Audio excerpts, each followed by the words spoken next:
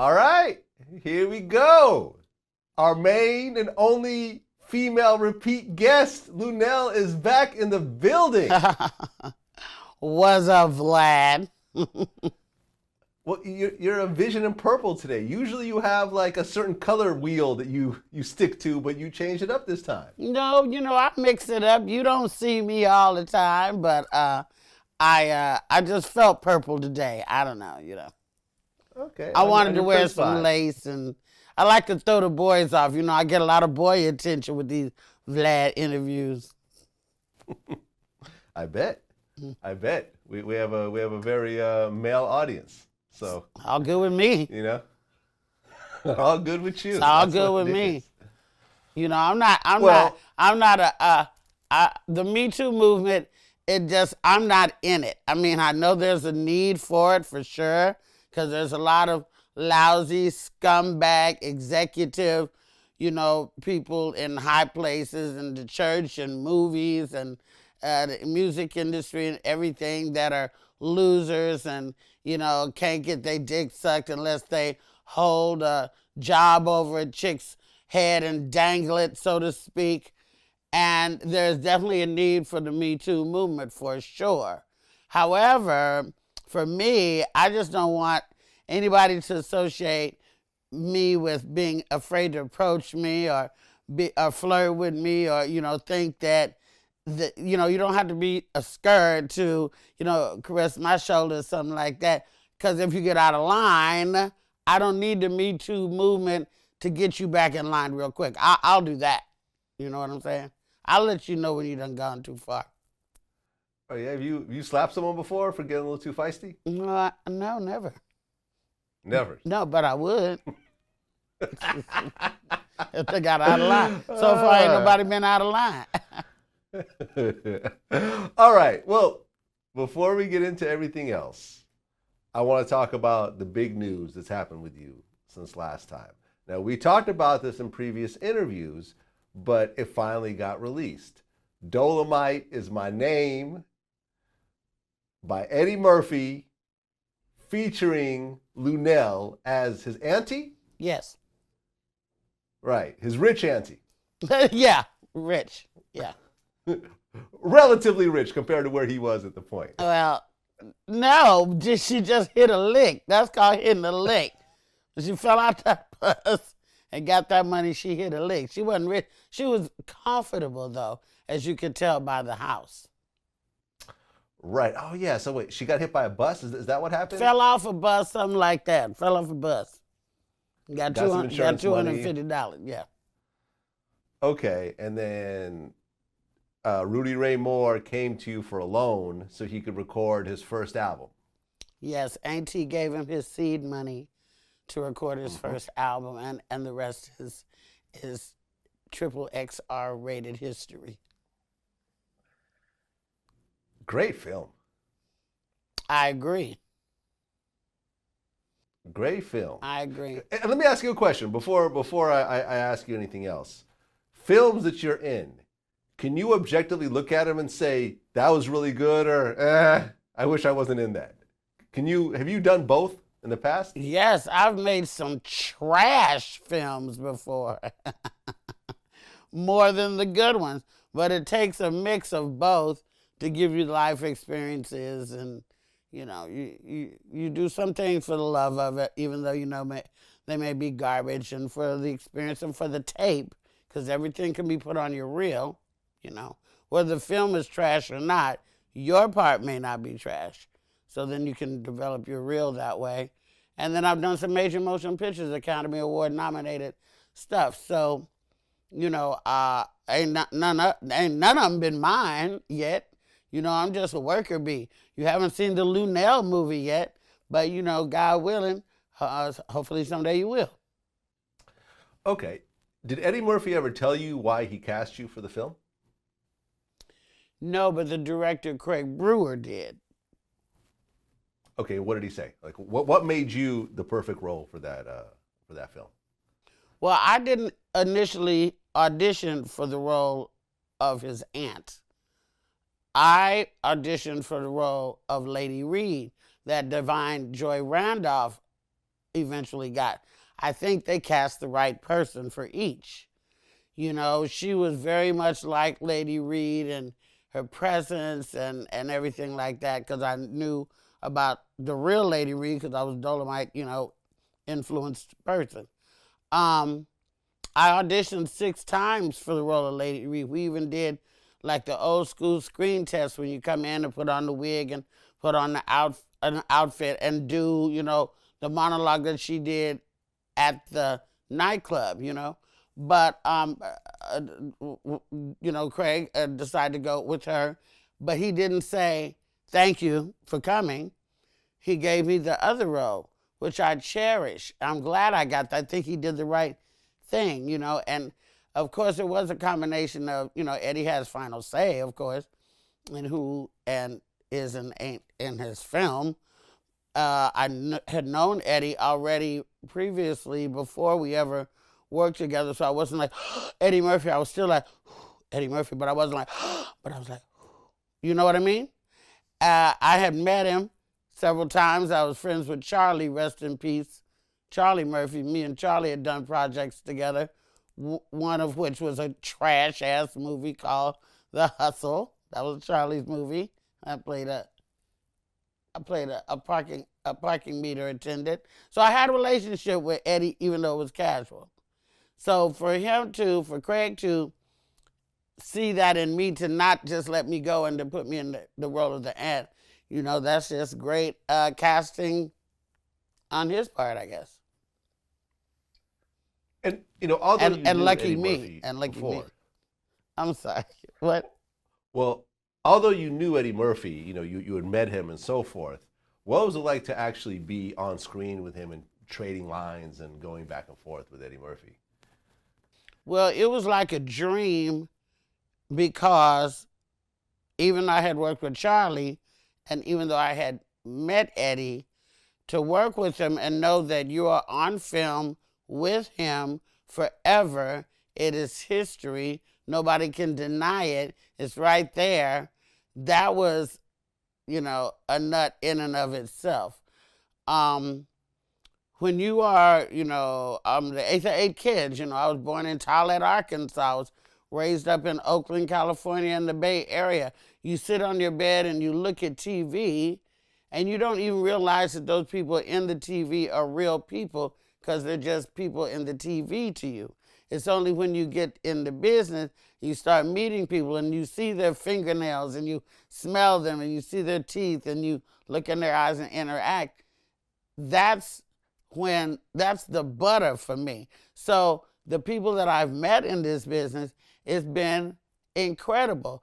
And to have seen Raw and to seen Delirious and to, seen the Clumps and to been around for, Proud Family, all that stuff. And to be working with Eddie, it's like for somebody who digs rock, it's like, sitting down having lunch with like Mick Jagger or something like that. It's just, you just don't expect it. God, they say, which is true, has bigger dreams for you, plans for you, than you could dream for yourself. I had dreams, but never did I dream that I was going to be in an Eddie Murphy movie. And then to be in 2 in the same year, right now, pretty much everybody can suck my dick. I'm feeling myself for a few minutes. It won't last long, but I'm feeling myself right now. Dolemite, I think, marks the return of Wesley Snipes. Although Wesley has done some other stuff here and there, he killed it in Dolemite. Wesley Snipes, let me tell you something. That Wesley Snipes was so goddamn funny. That motherfucker was so funny. And I'm a comic, and he's not a comic, he's an actor. We talking about Blade and shit, And not only that, then he gets funnier because he too is in Coming to America. And he's so funny. Now, nobody knew that Wesley could be this funny, So I even told him on set, I said, Wesley, you're really killing it, and it's really refreshing and great to see you be this funny. nobody knew you could be this funny. I said, but I guess a couple of years in the penitentiary will bring out the humor in somebody, won't it? Have a nice day, Wesley. Okay, so that brings me to my next topic. You are in Coming to America 2. And I gotta say, I have watched every Eddie Murphy movie ever made, all the way down to the bad ones. Did you see Mr. Church? Yes. You did? Mr. Church. I did. Okay, you're a fan. I even saw, what was the one where he was in a tank? Remember that one? Yeah, there's a Eddie Murphy. Hold on, I'm just going to pull it up because I try, even though I watched some of those Owen, I try to block some of them out. Yeah. Best Defense, 1984. Oh, God. Okay, I missed that one. Yeah, I watched all of them. I'm all broke up about it. I would say that Boomerang is my number 2 Eddie Murphy movie. Yes. And Coming to America is my number 1. Yes. Boomerang for me was, okay, I'm going to say that Coming to America, Boomerang, and Norbit for me. Because, let me tell you something, that Rasputia, God damn it.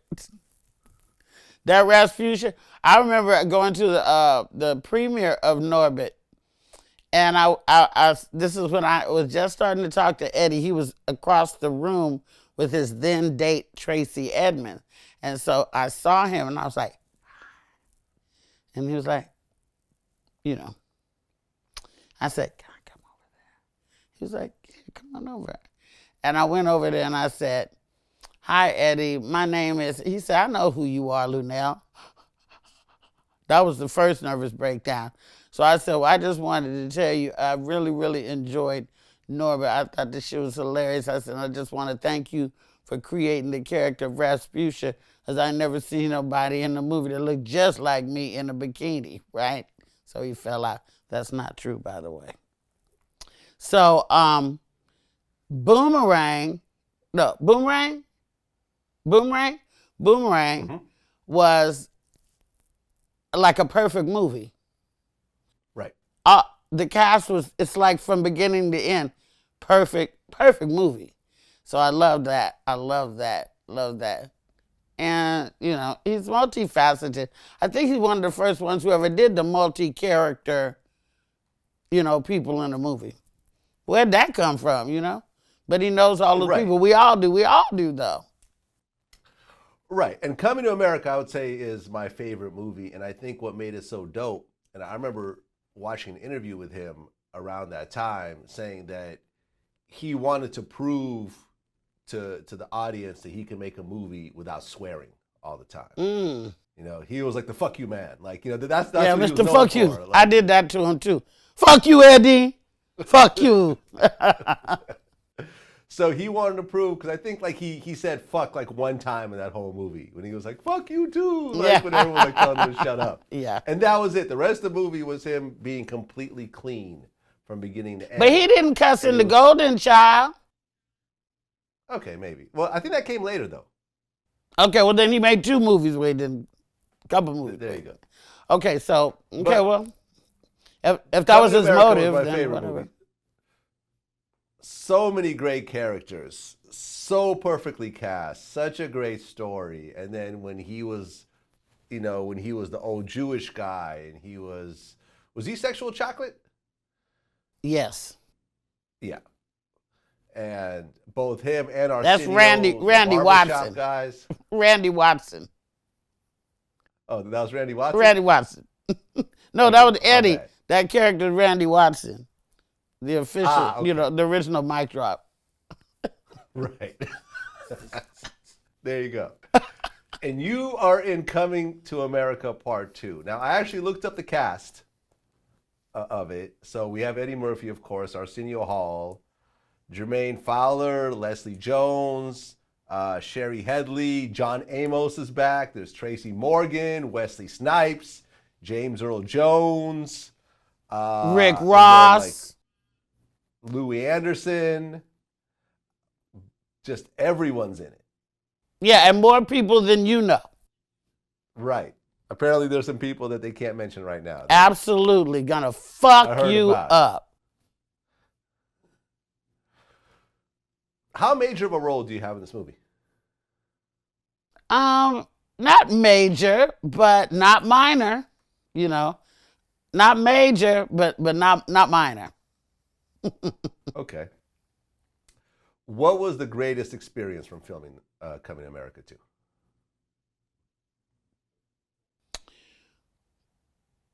2? There's many, but one was to watch Eddie and Arsenio kiki and sniggle together and laugh about shit, because I saw the dynamic. Arsenio is the shit starter, right? He gets, he points shit out to Eddie and then they sniggle about shit together. But to think of the friendship that they've had for so long and to be able to see that friendship in front of you, that was great. Also, to see the extras that were so happy. After a while, extras get cold, they get hungry, they be ready to go. But these extras would have stayed there all night long. They were dressed in the most beautiful stuff. They were around everybody they ever loved all at once. And, you'd go to lunch and they're dancing and everything. It was like a love fest. We know we made magic. And the third most special thing on the set for me was spending time with my friend Tracy Morgan. I've said this before. Like, I've interviewed a lot of comedians over the years. I can say that Tracy was the funniest human being I've ever been around. That it did not matter whether the cameras are rolling or not. He is just funny. He will talk shit about everything around him between takes.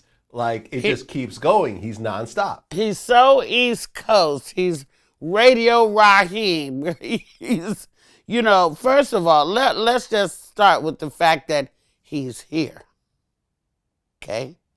Let's just start with the fact that he's even here. Tracy has told me about that accident himself. There are so many variables that happened within that accident that were all horrible. The fact that he's here, the fact that he still looks like himself, the fact that he can still memorize lines, the fact that he still has his humor to improvise, the fact that he's still walking and talking and not, brain damaged or scarred up. He's God. He is what God is. He's God walking. Like the medical profession put that man back together. And he still, he was already mental. So I can't say that he's not brain damaged completely, because he was that before the accident. That's why he's so funny. He's just twisted. He's funny. He's hustle man. He's, 30 Rock. He's Last OG. He's everything. He's maintained a steady, loving relationship with his audience for all these years. We were devastated when something happened to Tracy. We were all devastated. Nobody wanted nothing to happen to Tracy. And to see him back and so lively on the set, he would walk around with the ghetto blaster, I'm telling you, like Radio Raheem, and that's why the extras were dancing. You could hear him coming before you see him. He was always playing music and had a testimony. It was magic. This movie is going to be magic. It's more than a movie. Black Panther killed for the culture, but this is going to kill everybody. Black, white, gay, straight, up, down, happy, sad, because this has got humor. It's a sequel to one of the greatest movies that's been 32 years in the making.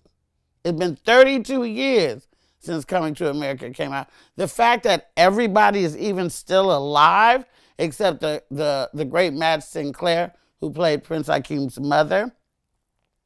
She passed away. We paid homage to her in the film. But the fact that everybody's still alive to do it again, this is a God-ordained project. And I'm so glad to have any little part in it. So, can't nobody fuck with me right now. I'm going to be okay in a little bit, because when you realize you're in this movie, but I still ain't got the bag. I'm just a hired actor. It's not like this movie and these two movies put me over financially. I'm still out here trying to get the bag. I'm I'm still out here working very hard. But as far as accomplishments, as far as making my family proud and me feeling proud and my daughter proud, yeah, can't nobody tell me shit right now. Oh yeah, I've interviewed John Amos before, and we talked about his role in coming to America. And he actually used to work at McDonald's. How Like, ironic. He actually went to like McDonald's, Burger University, and actually he said that was actually one of his greatest accomplishments, actually going through that program. And he said he learned a lot from going through it. So he actually had a background in, before he was at McDowell's, he was at McDonald's. So. That's ironic. That's ironic. Yep.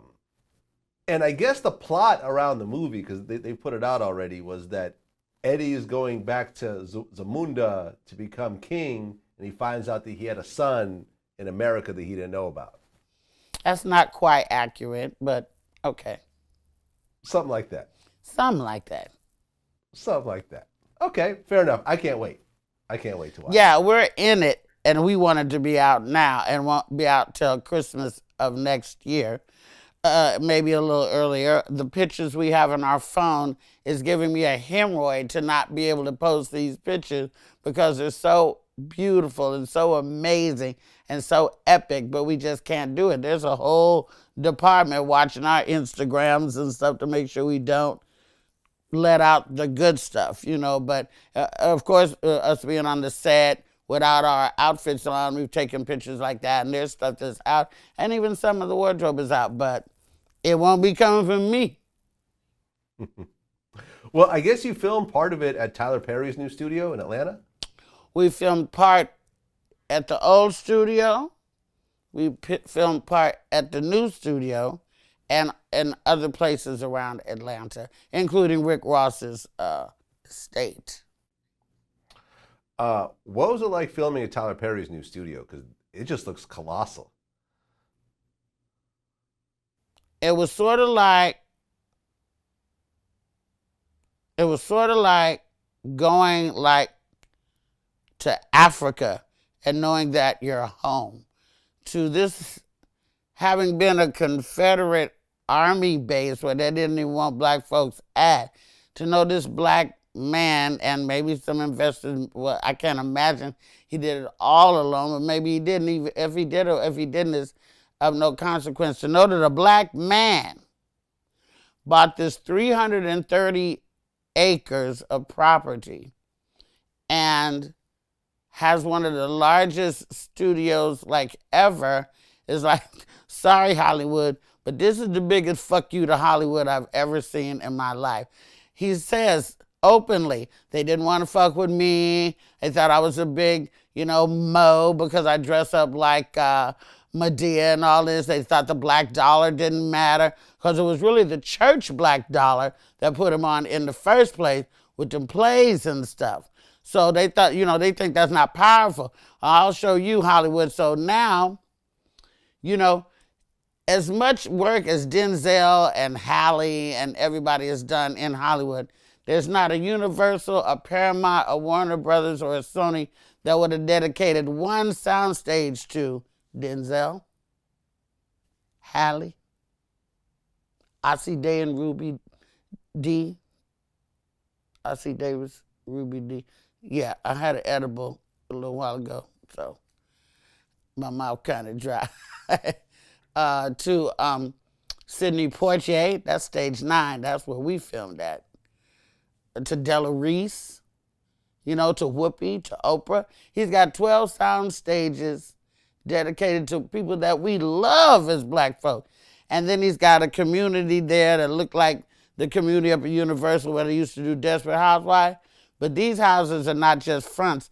They're built to spec, like they got heat and running water and lights and stuff, and it's called Maxineville because his mama's name was Maxine. He got a White House on this bitch that he built so they could shoot the show The Oval. He got a ship. I think it was covered up though. I think this fool done built an ark on the damn property, and he's getting some more. And all the people who worked for him on these shows and stuff, they've all got stars in the ground out there like the Hollywood thing. I took back everything I ever said about Tyler Perry, and yes, I said some things. I take it all back. I went on Instagram and took it back because he's done it. He's done it my hat is off to him.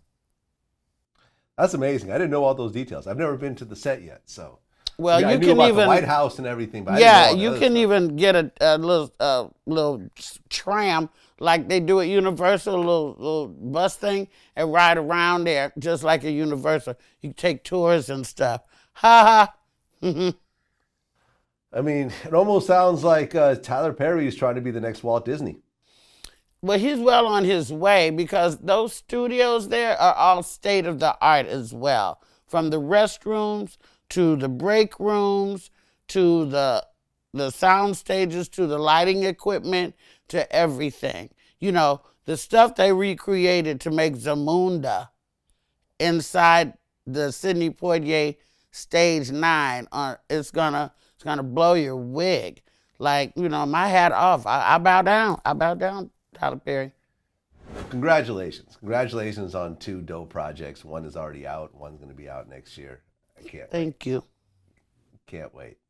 So let's talk some shit. Here we go with the bullshit. Wait, let me get some water for this. Well, this past weekend, we dropped an interview with Omarion. Yeah, I hadn't got to that yet, but it's on my to-do list. Right, okay. You know, sometimes you have to toot your own horn. It became the #1 trending YouTube video for like 2 days.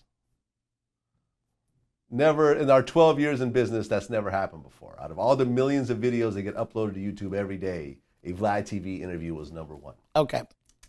And in that interview, I asked him what he thought about the whole Lil Fizz and Apryl Jones situation. Now, for those that don't know, Omarion is in a group called B2K. One of his group mates is Lil Fizz. Omarion has 2 children with this woman named Apryl Jones. Apryl Jones and Lil Fizz are now a public couple and are on social media kissing on each other. You know, he's playing with her butt. All types of very strange types of things considering what the situation is. #1, what do you think about that situation? Well, there's 2 ways I look at it. I look at it in real life, and I look at it in reality TV life, okay? In real life, that shit's out of order, and Lil Fizz need his ass whooped, and the bitch too. Not that I say you should hit women, but you can push the bitch down on the couch or something and get up in her face and talk shit. Cause that's out of order. Like, what kind of slutty, are you trying to hurt me? Or are you trying to confuse? Don't they got kids, right? Omarion and Apryl have 2 children. So now my kids seeing Uncle Fizz over here in the bed with mommy. Bitch, I'll kill you for that shit. Now that's the street shit. But in reality TV world, I don't find this odd at all because all these motherfuckers intertwine and swipe out and swing and double fuck each other. They fuck each other from season 1 to season 2 to this was my girlfriend's old man. They got 2 kids over here. They don't practice no safe sex. They don't show none of that shit. Just everybody fucking everybody. When you get into reality TV world, it do something to your mind. So I don't see anything. I don't see anything odd about that or anything different from any of this other reality show bullshit. But in the real world, that'd be some shit. Well, let me see. Hold on a second. Let me see if I could actually pull up his reaction. I said that from the outside looking in, when you look at the situation, right, with both you guys being in B2K and now this girl being with one of you and now being with the other, you could almost compare it to going on Instagram one day and Takeoff, you know, from the Migos is cuddled up with Cardi B instead of Offset. It's the equivalent. I'm glad you explained yourself. Well, hell, the Jacksons did that shit. Didn't Jermaine get with Randy's motherfucking ex-wife? Now they all got double kids and sisters and brothers and double first cousins? What the fuck? Yep. They act like they from goddamn Mississippi or some shit. And that's actually worse because they're actually brothers on top of being group mates. Yeah, but you can't be my brother and have kids with my baby mama, you bitch. What the fuck is that? Yeah. I love the Jacksons, but that's some that's some bullshit. I interviewed Tito Jackson. I'm trying to think whether I brought that up. I bet you didn't. I bet you didn't. All right, so hold on Yeah, a sec. see, So don't nobody want to talk about it. All right. I asked Omarion what he thought about that situation. Okay. Hold on a second. Like, Right. that's what I thought when I saw that. When that whole situation became public, how did you feel about it? I don't feel no ways. I don't feel any way about it. I think that you know, if they're happy, you know, then they should be happy. You know what I'm saying? I think that they, you know, I think they should change the narrative though, because what they're doing. Well, first of all, let me just say, you know, she's still the mother of my children. So, you know, it doesn't matter, you know, or I should say that when something affects her, it affects my kids, and that affects me. That affects me, my kids. But what she does is, you know, live your life. You know what I mean? Live your life. I think people should do whatever makes them happy. What did you think about his response? Well, first of all, that's a very trying to be politically correct TV answer, okay? Because when he said, if she does something, it affects my kids. Well, if it affects your kids, now, bitch, we got a problem. You understand? We got a fucking problem. Like, you can't be smashing my boy. Like, the kids know him. What are you doing? Millions of people in the world. You want to be a trash box? Bitch, go fuck one of them. Not my boy. They're like brothers. They're like brothers. So that, I don't understand why he don't have a problem. But he was just trying to keep it cute for TV. He probably going to have that motherfucker, push down the steps or something at some future time. Both of them. Yeah, I mean, later on in that interview, I said, well, what do you think of the video where, he's like playing with her butt? He goes, well, that's what couples do, right? What a bitch. What a bitch. That's a bitch-ass TV answer. He don't really feel that. I can't believe he really feel that way. Because that's an old bitch-ass TV answer. The fuck? We're both they motherfucking asses. I'm a girl. So I could hit her because I'm a girl. Well, I can tell you that when this came out and it was trending everywhere. Ooh, what did the people say? Everyone just was praising how calmly and unbothered Omarion was. Oh, okay. Oh, okay. Okay. Oh, okay. We're not from the same. The people that wrote. We're not from the same era, neighborhood, mindset. We that's cool. That's fine if they wrote with that. That's okay. So you would have put hands and feet on somebody? Everybody would be in jail if I found out that my baby daddy was dating and smashing and flaunting their relationship on social media, and I got young children. My daughter's, 23 now. She was, my daughter at 20, if they're grown, they would think it's sick. Like, what's wrong with you, daddy? And if they're little, they're just confused. Why are you confusing your kids? Out of all the people in the world, I could have lined him up. I got hoes in different area codes. I could have lined him up with any of my girlfriends, and you want to go and smash your boy's baby mama. All of us would be in jail if it was me and my team. My nieces don't get down like that. My sisters don't get down like that. We don't play that shit in our family. I don't think my brothers get down like that, but you never know what a boy gonna do.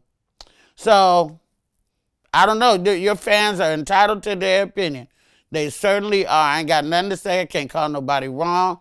I praise him for being able to keep it cute, because I could not. I praise your fans for being able to keep it cute, too, because my crew don't. So, I don't know. Well, since last time that we talked, we lost John Witherspoon.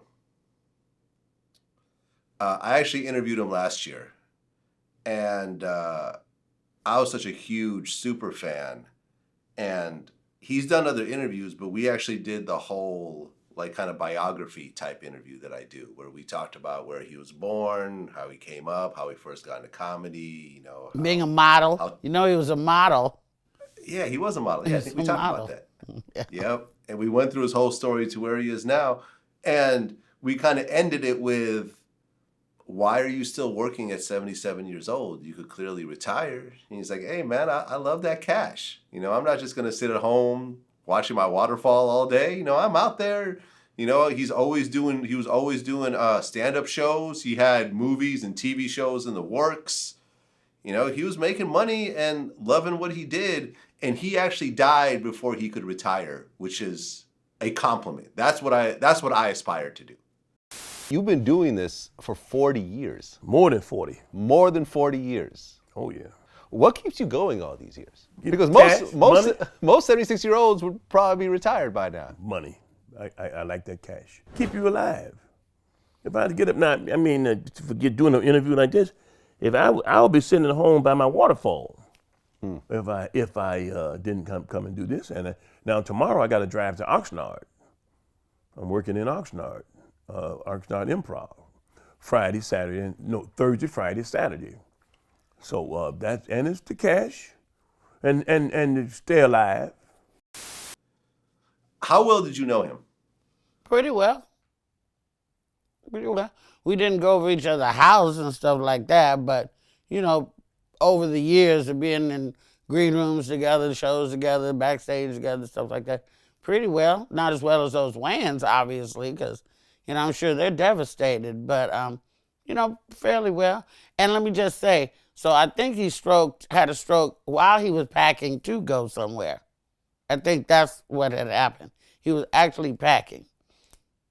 Also, another misnomer is that comedians retire. Like 99% of comedians do not retire, they just die.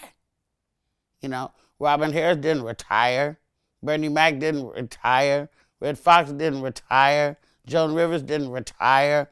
You know, they don't retire, we just work till it's over. Now, John did not by any means have to work as much as he did. He already paid, you know what I'm saying? But he said it himself, he liked that cash. He also, as an artist, you have the ability to tell your team, look, now I'm gonna need 2 weeks off. Plan it, it may be 2 months down the line, but I'm gonna need 2 weeks off. And it's not negotiable, and that's it. We have the power to do that, and they will block that time and won't book nothing. So if they worked him to death, he allowed it because he loved that money and he loved what he do. As he said, what you gonna do? You know, when we travel and bitch about traveling and packing and all this and that and the other, it's just bravado, because if we sit at home for 2 weeks, we're ready to kill somebody. You get used to going, you know? I would like to put my suitcases up there and hang my clothes up in the closet. I wonder what's that like? But anyway. Such a talent. Such a talent. You know, we talked about Boomerang earlier in our interview. And I actually went through the whole story with him. And apparently, he was not originally cast or even in the script. The movie was already shot, and Eddie just had this idea to do one more scene. So he called him up and was like, hey, fly out to wherever, we're gonna do this scene. What's my script? Don't worry about it, we'll figure it out. And he was saying how like all the executives were like, no, we're not gonna do this, we're over budget, this is not going in the movie. And he went out there, right? And he went into wardrobe and he found the mushroom like jacket and the belt and the mushroom suit. Don't stop there. Don't stop there. Mushroom belt. Yeah. Mushroom belt. Me and him were actually doing lines. I'm like, what are your famous lines? He goes, oh, you got to coordinate. And I'm like, you got to coordinate. I said, oh, I want to stop at the mushroom. I was like, oh, no, you can't stop. Don't stop there. Don't stop there. So I went to the wardrobe department and got the mushroom jacket. I saw this thing and I said, this is the funniest outfit I've ever seen in my life. I'm doing like this. You know, you're going through things. I saw the mushroom. I said, damn. Then I opened the thing, mushroom inside, the belt. It had some socks and stuff. But I didn't get the socks. I said, I take this one right here. Fit me, perfect fit. So Paramount was mad. Oh my God, they sabotaging the movie. They sabotaged this and Witherspoon this and then Eddie did this. So they had some people, executives from Paramount, standing behind the camera. So Eddie said, Spoon, what do I do? He said, just ask me. I said, just ask me how do I pick my clothes. That's what you just do. Don't worry about it. I do the rest. So, Eddie quick like this. He's quick. So we open the door. Hey, how you doing? I'm trying to impress you. That's how I got into the scene. I'm trying to impress you. He said, yeah, you're always trying to impress me. He said, look at this outfit. I said, that's how we got into it. Right. Said, mushroom this, mushroom. That was a funny thing. But the catch line from that was bang, bang, bang. Bang, bang, bang, bang, bang. We used to do that in Detroit when I was a kid. You get a girl, go do the bang, bang, bang. We get a woman, boy, I got me a girl, gonna go do the bang, bang, bang. Mushroom bell. That was actually one of my greatest interview moments. I'm actually doing lines. Was that crazy? That's crazy. With John Witherspoon. Bang, bang, bang, bang. Bang, bang, bang started there too. And he said that whole scene was all ad-libbed. The beauty of it. The beauty of hiring comics, and there's about 7 on Coming to America. The beauty of hiring comics is that if you are a good, free-thinking director, you let comics do what they do. And if they're comic actors, they know how to hit all the points you need hit, not go too long, not talk all over each other, and you have some gold. Because a comic will come up with stuff that a writer could never even think of, because we're just wired that way. So that's what he did. Eddie's brilliant in that way. He let John do John, because John was magic. Obviously. People are saying bang, bang, bang all over the world, because of John. And coordinate. People getting ready for the prom and stuff like that. Look, don't stop. Alligator shoes. Don't stop there. Check the belt. Coordinate. So John is a legacy. That's what legacies are. He'll go down in beloved comedy history. He'll never leave television because he's on TV almost 24 hours a day on that Wayans show. You can hear John in any day. That's what's wild. Is if you do it right, you'll never really leave us. Oh, yeah. And, he talked about how directors hated him, just absolutely hated him because he wouldn't follow the script. He would do his own thing, but it would end up so good that it would end up making the cut anyways. Yeah, that's genius. That's some genius shit. Oh, yeah, man. Rest in peace. I know they're supposed to do a Boondocks reboot. I was actually in the first Boondocks. I did Boondocks, too. I think I was. Boondocks, too? Yeah, okay. I think I was Spoon's. Wasn't he Grandpa Ruckus? He was Pop. No. He was Pops. Okay. Pops. Because I was Uncle Ruckus. I was Ruckus' sister or something like that. Yeah. Okay. Yeah, I did Boondocks. Yeah, I don't know how they're gonna do the new Boondocks without Witherspoon. Maybe there's a way they can pull sentences from. I don't know. Nah. Maybe they'll do it. If they want to do it, they'll do it without him. Shoot, they're doing the Connors without Roseanne. Well, yeah, I remember I interviewed Faison Love recently, and I never realized until I started doing the research was that he actually played the Robin Harris voice in Bebe's Kids. Bebe Kid. You ended up doing Robin Harris's voice on Bebe's Kids animated movie, right? Right. Okay, can you still do that, Bernie? That Robin Harris? Not like I did it back then. Not like I did it back then because it was, for some reason, I would mock when Robin would call me Shaka Zulu. I was like, get out of here, you black motherfucker. Head look like a bag of a tree. And that's how I got the job. We were down here in Atlanta, at the Comedy Act, because back then you only had one comedy club for black people. Mike Williams' Comedy Act. And that was my closing, telling me how I miss Robin Harris. And I would do Robin Harris, just like a bit of it. And, I would get standing ovations on that. Yep. Yeah, John was Yeah, a great so- one, man. Just great. And, talk that shit off stage, too. I can't even tell you some of the shit he said to me. I just can't. But he was like that off stage, too. John was he just talked shit. He talked shit all the time. Well, you have a daughter. She's 23, right? 23 right now. What did you think of that T.I. story? That where he takes his daughter every year to the hospital, to the doctors to make sure she's still a virgin. Well, now you about to get me caught up here, Vlad. Here we go. Lord have mercy. Let me drink some water. What do I think about this T.I. situation? We're going to the doctor with his daughter for her vaginal exam and stuff like that. I can't definitively give one answer because there's more than one. You first of all think, well, where was Tiny? Why Tiny don't go with her? Okay? But we don't know that she didn't go with them. He said he goes.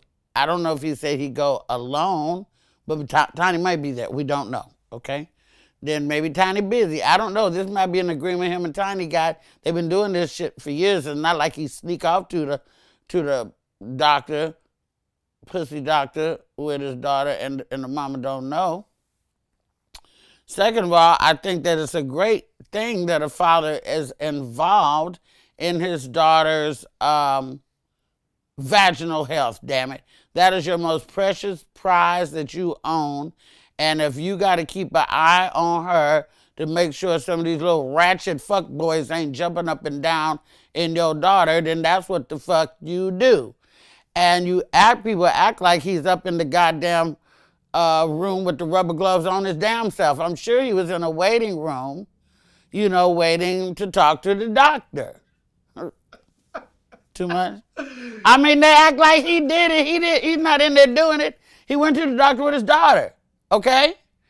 That's all cool to me. Plus, this is not new to her. It's not the first time. She rolled her eyes last year when he did it, and she probably rolled her eyes the year before when he did it. What went wrong, though, is your family business is not the whole VH1 family business. The girl is probably utterly embarrassed to death. That was a private. She actually took down her Instagram page. It got too much for her. Daddy did that. Yep. Daddy did that. If he could only send that message out to boys, and only boys would hear be like a message to guys, I'm checking this little pussy right here. This one belongs to me. You will not pull nothing over on me. I will find you and hunt you down. If he could send that message out to only boys, but no, this went out to the world, and it's none of my business. It's none of your business. It's none of their business. What he do like that. That's only, the fact that the family knew. This didn't just start this year, apparently, but to let us know, that's where it all went sour to me. Because you just ain't got to tell every damn thing. And now your daughter's got this tag with Psycho Daddy, and, po boys she probably gonna never get have sex now because they're afraid T.I. gonna come after their ass. Yeah, I mean, she's 18 at the time also, which is a bit She ain't got no business fucking no way. I'm riding with T.I. on this shit. I'm just saying he shouldn't have told us about it. Yeah. I'm with him, damn it. Right. And I remember, the uproar, that was triggered by this. I remember Planned Parenthood put up a tweet that was like, you cannot check if someone's a virgin by their hymen. It's just not consistently correct. So whatever process you think you're doing, you're not actually even doing it. Well, that's what they used to tell us. That's what they used to say, that if your hymen's intact, you ain't been fucking. The only thing that say is that she ain't been fucking in her vagina. Alrighty then. I'm not going to touch that one. And quite honestly, the whole the picture that you painted of T.I. being in the room with the doctor, it's going to be hard to get that one out of my head as well. So what the fuck you asked me to come here for, Vlad? You know how I am. Shit.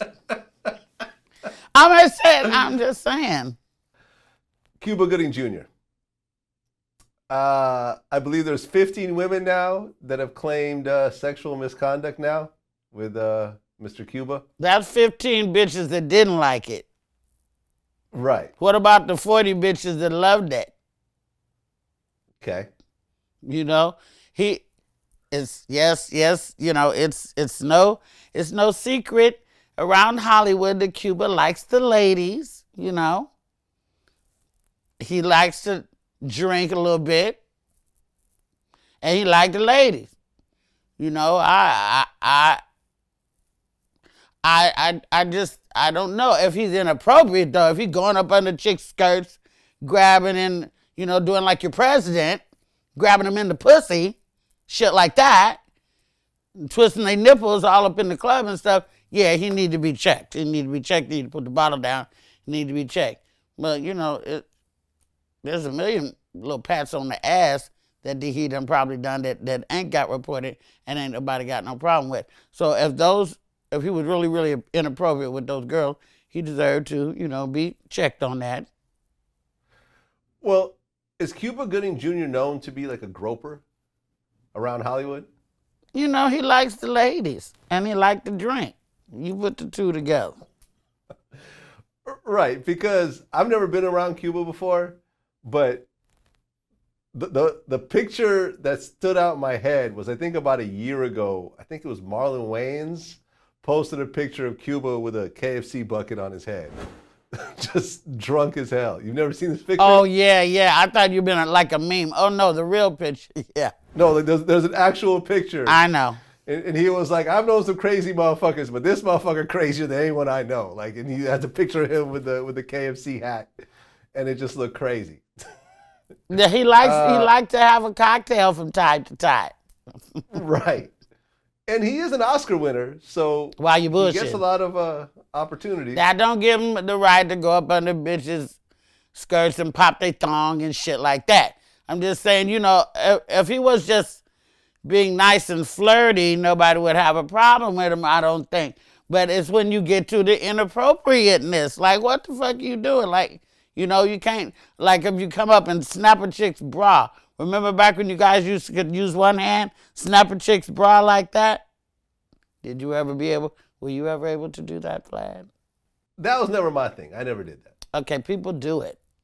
And they can do it just like that if they're good at it. If you're doing something like that, that's inappropriate. You know, you can't do that. Stuff like that. There's a difference. The girls know. Well, we're about to see. I mean, he wasn't doing anything on a Bill Cosby level, it seems. He wasn't drugging women and raping them. It seemed like it was just some groping and some kind of sexual misconduct. But there was always alcohol involved. Like, he don't do that at the gas station and stuff like that. But at the bar or at a party, Cuba, you know, he might get loose.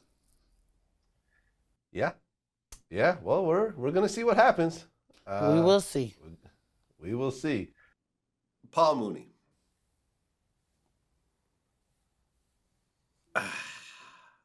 I'm such a big Paul Mooney fan. And we were actually talking about doing an interview. He in fact, we exchanged emails, and he specifically said he loved my interviews with you so much that he wants to go ahead and do one as well. And I was all excited. I'm like, oh, I'm about to get this Paul Mooney interview. And then Richard Pryor's old bodyguard decides to do a whole interview about how Paul Mooney molested Richard Pryor Jr. and Richard Pryor put a hit out on him, and then Richard Pryor Jr. didn't actually deny it, and blah, blah, blah, and it's all a mess, and you really haven't heard from Paul Mooney since. What do you think about that whole situation? Once again, like, why now? What are you talking about? What do you really want to happen? You must want, it's a money grab, you know. Well, hold on. This story was said by Richard Pryor's bodyguard. It wasn't like the son that was coming forward and bringing all this up. So there's really no money that the bodyguard can get out of it. He just did an interview. Sure there is. Yes, there is. There's always a way to funnel some money to somebody. Nobody does anything, says anything for no reason. Does he have a vendetta against Mooney or something, or Rich after all these years? You know, like, it's bullshit. There's a big, okay, first of all, if Mooney did it, what are we supposed to do? What are we supposed to do if he did it? What are we supposed to do? He's 973 years old. What do you want us to do with Mooney if he did do it? And how you gonna prove that he did do it? And I don't think that Mooney fell out of communication with you because this case came up, because Mooney don't run from nobody about a goddamn thing. He never has and he never would. But Mooney is old. Mooney has caretakers, okay? And those people who were probably doing the emailing in the first damn place, they shut down communication with you and everybody else or whoever else can't reach him. Right. And I recently interviewed Pierre, the comedian, who was on tour with Mooney, and he confirmed that Paul Mooney has dementia. Does he have dementia? Yeah, the dementia's kicking in on him and stuff like, So give me an example of dementia with Paul Mooney. Like, what kind of things would you see? He's not really performing anymore, so his mind is not. He can remember his act like that. It'll come back a little bit. With me, I know Paul Mooney since about 1992. Oh, okay. So, I used to watch him at the Comedy Store all the time. So I had to kind of, reacclimate myself with him a couple times. And, Paul, what's up, dude? This, that, and then now he knows me. So you have to kind of be around him a little more for him to catch who you are, stuff like that. You know what I'm saying? So that he does remember you, but it has to, not from the rip, you walking through the door. You have to take a couple of things, be around him and so forth like that. And so he comes in and out. He'll remember some stuff and some things he won't remember.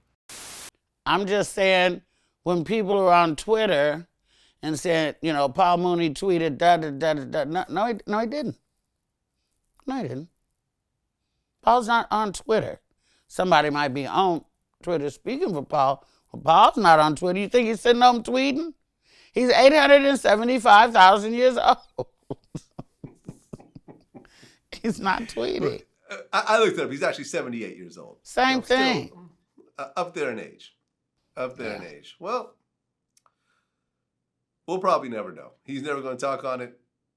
And what's actually interesting is that Godfrey, who's a regular on my show. Oh, yes. I asked him about that, and he did the most funny Paul Mooney impression about this situation. I tried to call Godfrey. That motherfucker had me on my side.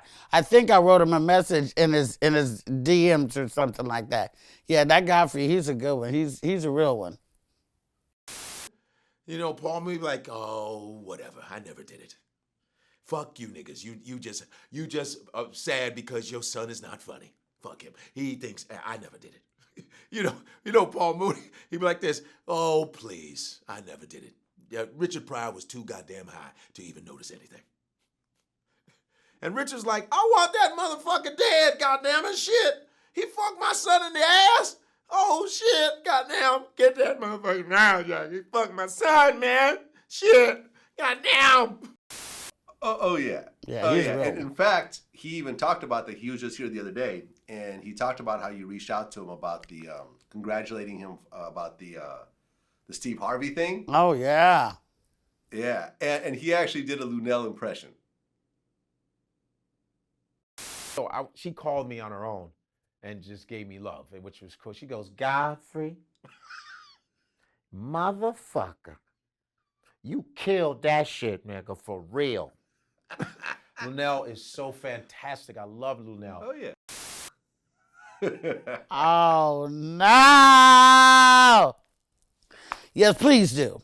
Send it to me first before it drops. Oh my God. Okay. Yeah, but if Godfrey doing me, I must be somebody, huh?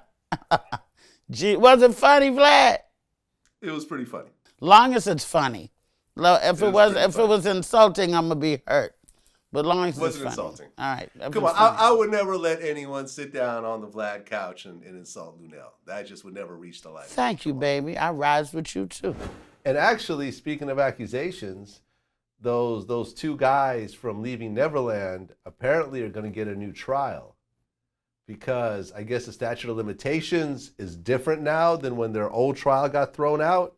So they may actually get a date in court with Michael Jackson estate. Okay, take this however you want to take it, okay? The white man can make anything happen. Oh, they can put a little law, a little glitch in place. Because who are we to know? Like we're walking around reading law cases? We're not. We're ignorant to the law in a lot of realms. So if the white man decide they are going to do this fucking witch hunt on Michael Jackson, that they will not rest until they get what is the outcome that people want? Do they want money?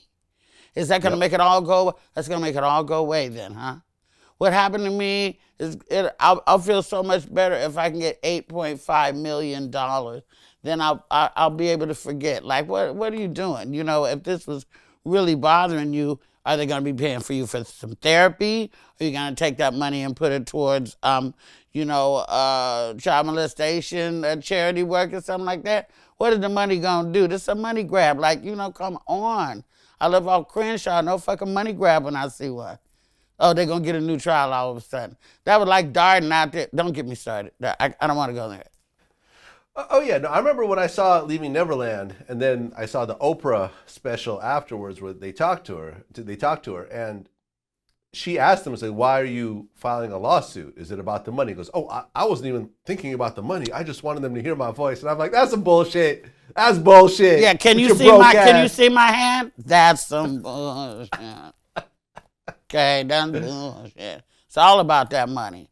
I don't even want to hear it. I'm not one to talk to about it because my mind's made up. Yeah, remember, what's his name? Dave Chappelle in his last special said, I don't believe them motherfuckers. Said it straight out.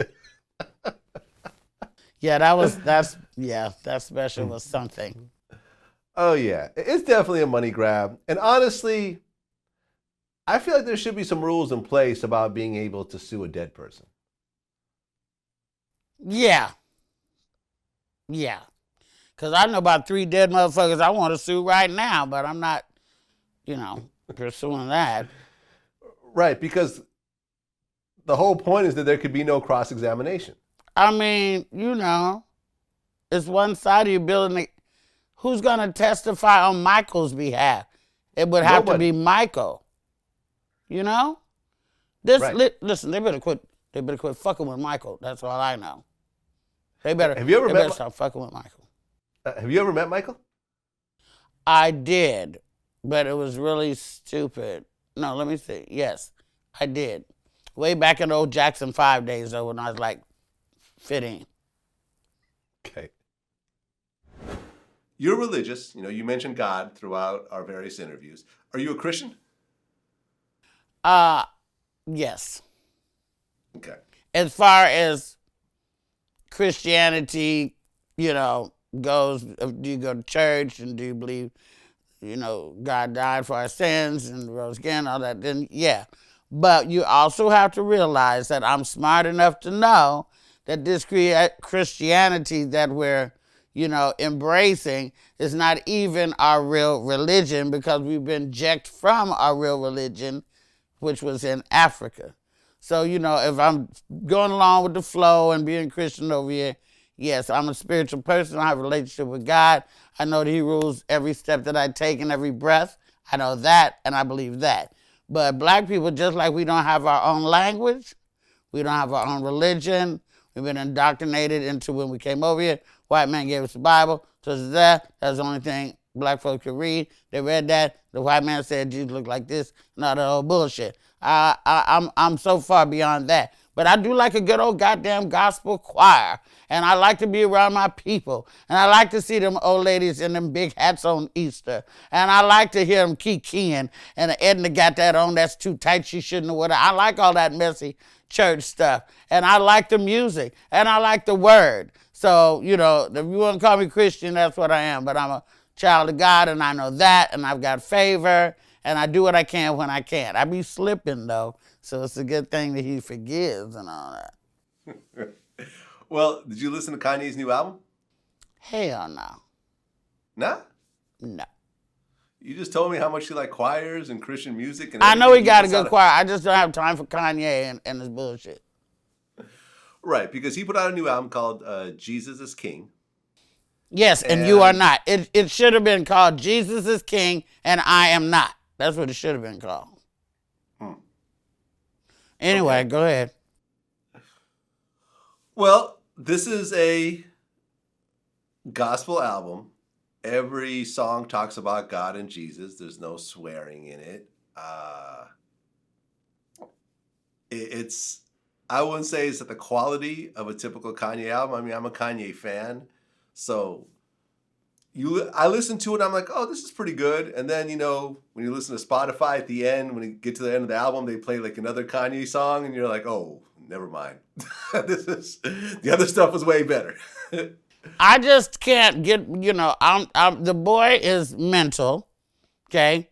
He's obviously off his meds if he says something like, I'm the greatest artist that God ever created, ever, bar none, period. You did know he said that, right? Yeah, he said that. Okay, so that's a person who's mentally disturbed. So just fuck Marvin and Stevie and Prince and Michael and just fuck all that, right? Because Kanye West is the greatest artist that ever was made in the history of the planet. That's as absurd as saying that Jacquees is the king of R&B. Fuck out of here. I said it. When it comes to that particular statement, it's kind of easy. You know, the way I look at that statement when he said, I'm the greatest artist to ever live. Yeah.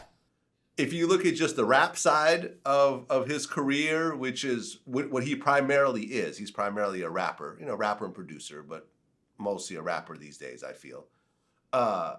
When you look at damn near anyone's top 10 list of rappers, I've never seen Kanye number one on that list, on anyone's list. So, it's a bit of a hard sell. But see, when you're saying, he's number one on his list, you see. right. He's number one on his list. So it does, and he's made it very plain that what anybody else thinks do not matter to him. But he's number one on his list. And I'm going to tell you, everybody can change their life, okay? Kanye may have had a revelation, all right? And he may want to do great music. There's a way to do that and embrace the gospel music without all this bravado, come see me stuff. There's people who are great gospel singers, we don't even know who they are, you know?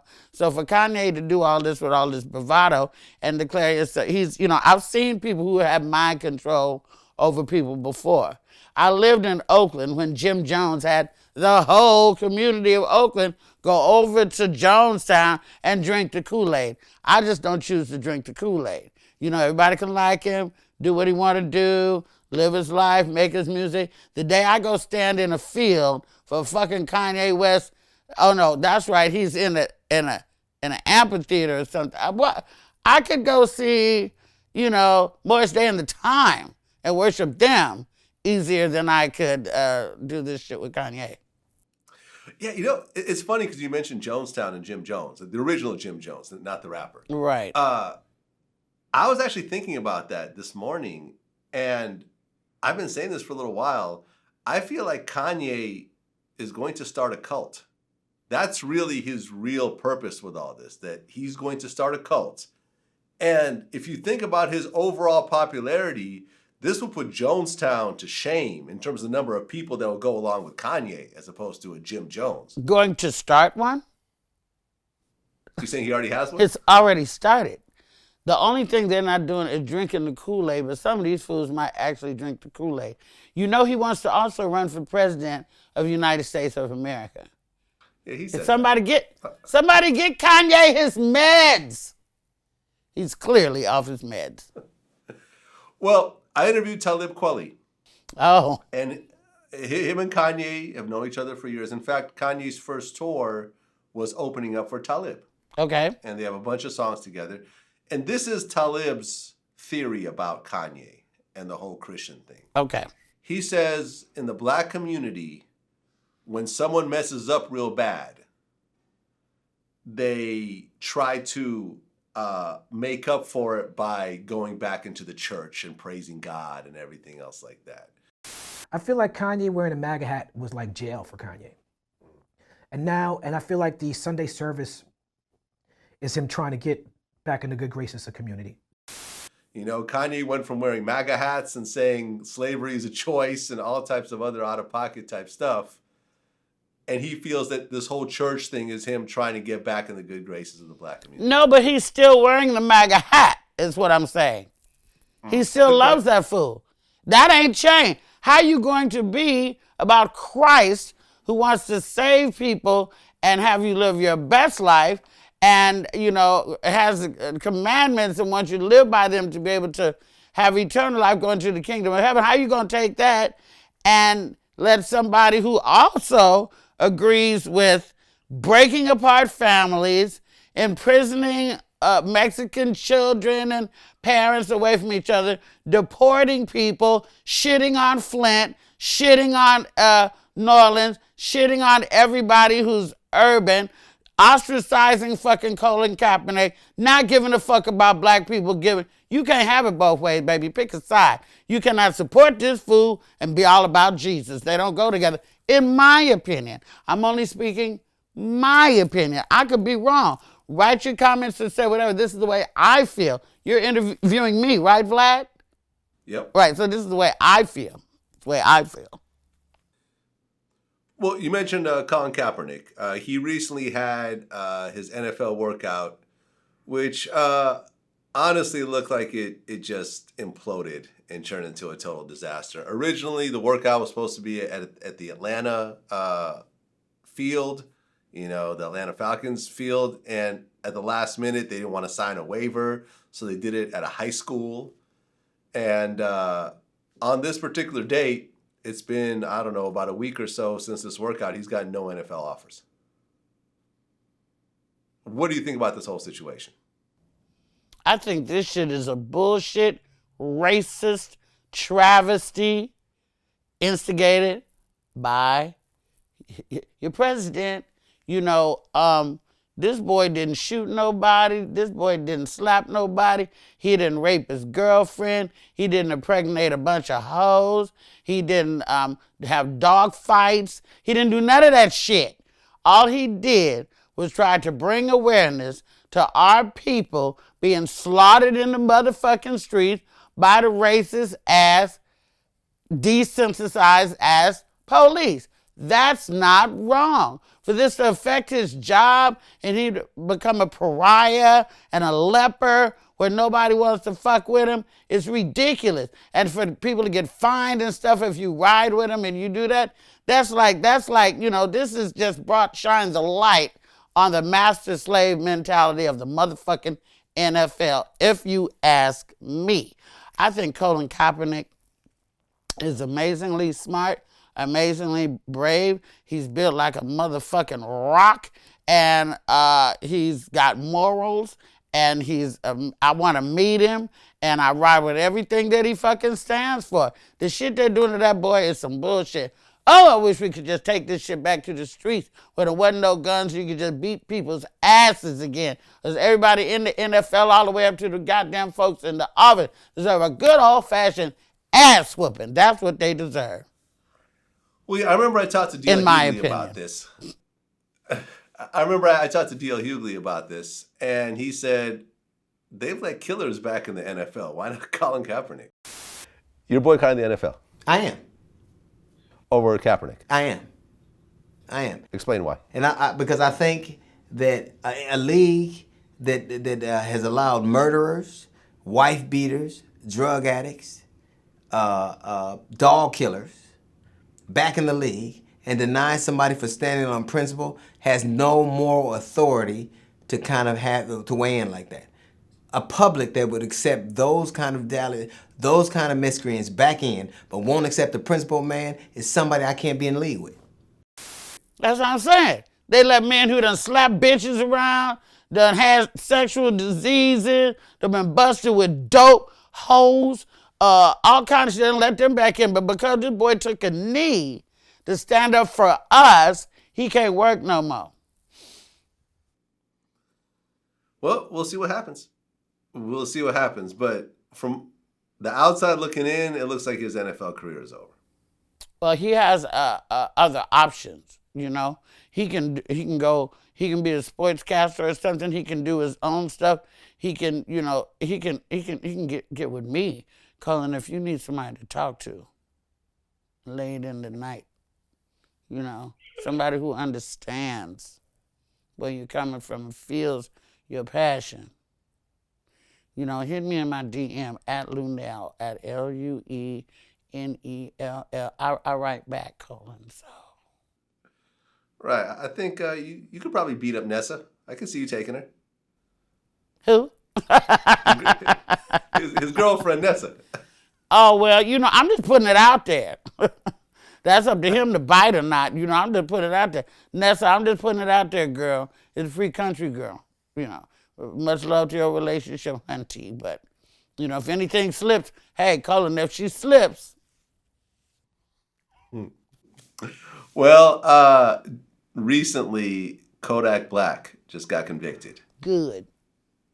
Almost 4 years. Good.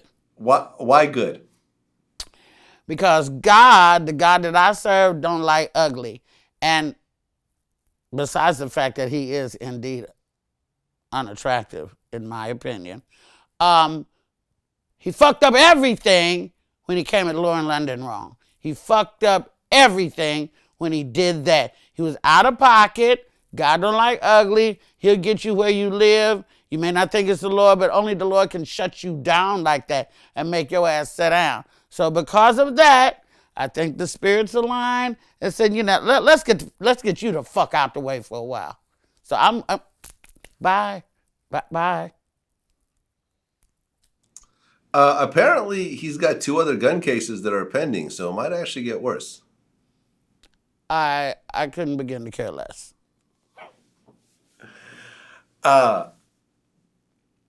I guess what I don't understand is the reason why he's getting locked up is that he was a felon who lied on a bunch of gun applications, bought a bunch of guns legally, lied about being a felon, and bought a bunch of guns essentially illegally. And then one of the guns was found at like a shooting. So like the guns were even being circulated. This guy's a multi-millionaire, one of the hottest artists in the country, probably gets at least $100,000 a show, has platinum songs, like has a child. I just don't get it. Are there just no adults around to say, hey man, cut it out? I think his team was fucked up. He probably had some fucked up homeboys from the trap on his team, and that's what they be about, and they want to play Bonnie and Clyde and shit. And, you know, when you get to a certain level, you do get a bunch of yes people around you, unless you've got some real riders from the day that really have your back and are your friend. And if you get so high up on the horse, you don't want them around no more neither, so you get rid of them. And you only have people around who tell you everything you're doing is the shit and everything you're doing is right. I could never be around anybody like that who I love, because I'd be like, you're out your fucking mind. You know, like I would say something and then they get rid of people like me. So, you know, he just couldn't let it go. And I mean, hell, I know for a fact that you ain't supposed to buy no gun if you're a felon. I'm a felon. They won't even let me go pop off at the gun range. So I know that to be true. You know? So I remember I interviewed Boosie and we talked about this. And we talked about this whole situation with people around him. And he flat out said he can't blame anyone but himself. He's the boss. And I agree with you. Ultimately, it's nobody else's fault but himself. He's the one that allowed all that to happen. He's the boss. Yeah, right? He called the shots. He called the everybody works for shots. him. He called the shots. They could have said, man, get off the line. He could have overpowered that. Nigga, I got this. He the boss. Point blank period. He's the boss. Point blank period, dumb fuck. So now go sit your, listen, all that bragging, when you get these blessings, to come out of a shithole life and end up to be somebody and help your family, and you can influence people in your community, and you can influence young folk, you should embrace that and do the right thing. Now, you had all this bravado, all this bullshit, and believe me, it ain't like you're gonna go to jail and they're gonna put his shit in storage. He about to get robbed blind, I know, because I've been incarcerated before, and I know what happens to your fucking belonging. Everything he thought he had, every friend he thought he had, he about to see who the fuck they are right now, because they're gonna rob him blind. They're gonna take all his shit, because you can't take all your little trinkets to the penitentiary with you. And now, because you was a stupid, braggadocious, cocky, ugly asshole, you're gonna go sit down in D-Pod for a while. That ain't nothing but the Lord. We can't even do that. There's a lot of people in jail who the Lord didn't put them there. The rotten ass police did, but that's not in this case. Kodak Black got himself locked up. Nobody framed him. Nobody planted any, drugs on him or anything of that sort. He wasn't like a bunch of girls testified against him and it was all bullshit. No, he did what he did, and now he's paying the consequences. I wouldn't feel any different if it was my fucking son.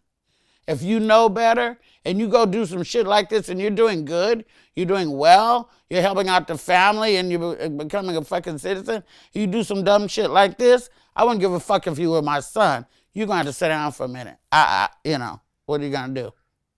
Well, you mentioned the whole felony thing. And, we talked about on our last interview how you caught a felony with the whole bank situation. I recently interviewed Jason Williams, the former basketball player. And I don't know if you know about his story, but when he ended up getting injured during his NBA career, and he walked away with $90 million, in his first season because he broke his leg and couldn't come back.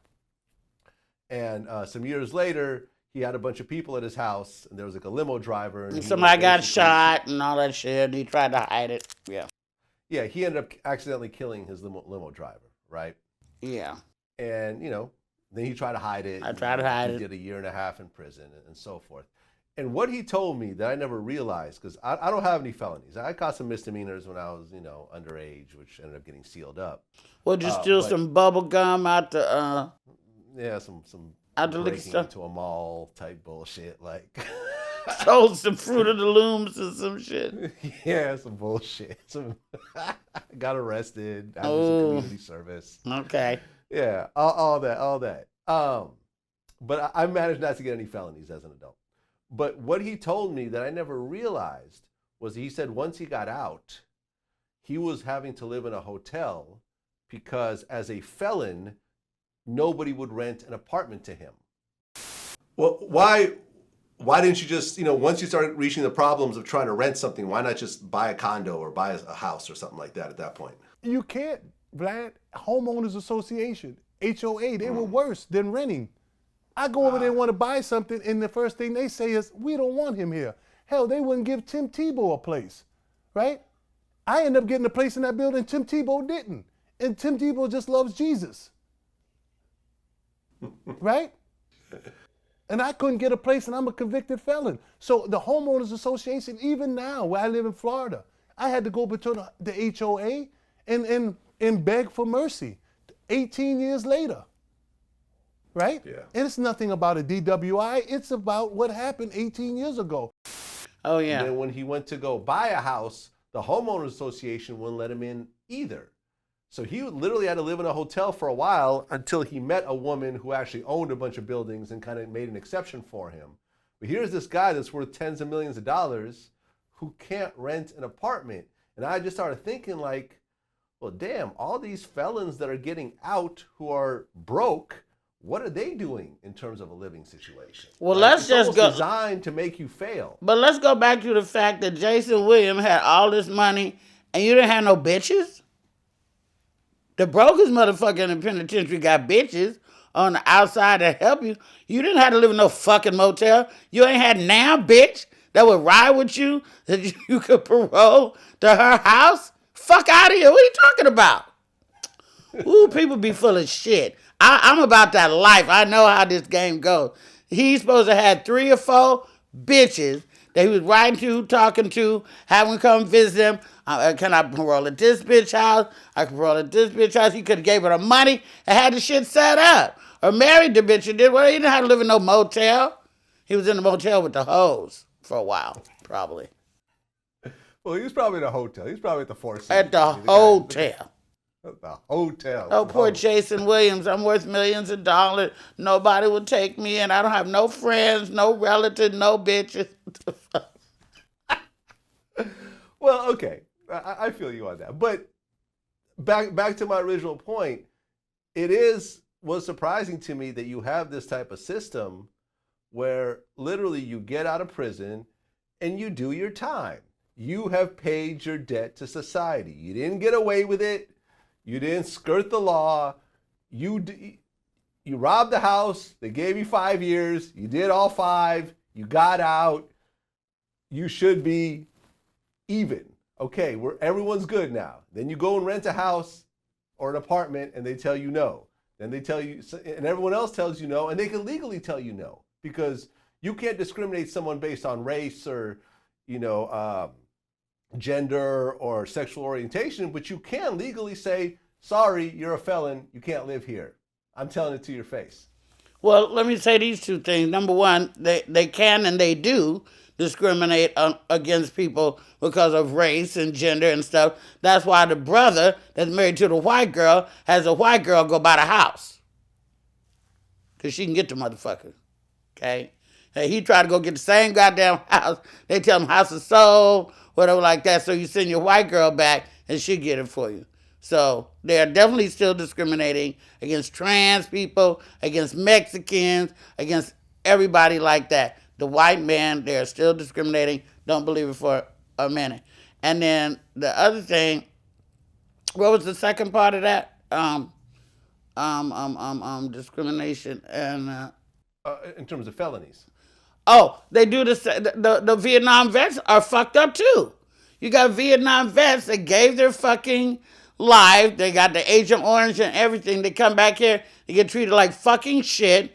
The system for the homeless Vietnam vets that are out here is disgusting, and they should be able to have sources at falling at their fucking feet. They've come out and then they done gone crazy and they went to the penitentiary. Then they get out the penitentiary and it's just all vicious fucking cycle. The only people that are living really, really well are the criminal ass top level 5% white folks that's running every goddamn thing. Those people, they're going to get their day because, like I said, God don't like ugly. Everybody else, we're just a pawn in this bullshit. Yeah, I don't think prison's designed to actually improve the person. You don't know. No, they have more, and they got more animal shelters than they do homeless shelters. And nobody goes in prison and really gets, very, very low percent of people get out and really, really get their shit together. If you've been locked in a cage for 15 years and they throw you out in a car on the 110 freeway, you might have a little trauma adjusting. Yeah. You know what I'm saying? I've been watching Love After Lockup, so that's how I know. Have you tried the Popeyes chicken sandwich yet? Sadly, I have. The Am I the only one that reason I feels that did, this is- the only reason I did, there's a Popeyes on the corner where I live. I caught a drive-through that only had 2 people one day, and I said, let me try this sandwich.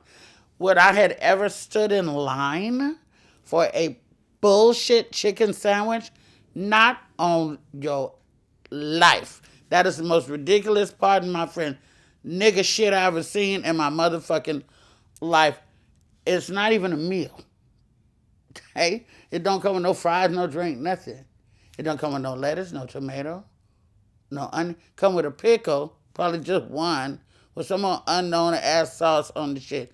They said, well, you didn't get the Cajun one. You should get the one with the Cajun sauce. Bitch, listen, I'm from Arkansas. If I want a chicken sandwich, I know how to fry one up. But I don't like chicken sandwiches because I don't like meat without a bone in it. I don't like filet, chicken fillets. I don't like fish fillets. I like my shit with bones in it, so I can at least pretend like I know where the shit came from, you know? 'Cause other than that, you don't know what no goddamn chicken fillet is, or if it's even a chicken in a lot of places. Everybody all sprung over that damn, I was going to say something about Chick-fil-A, but I better not.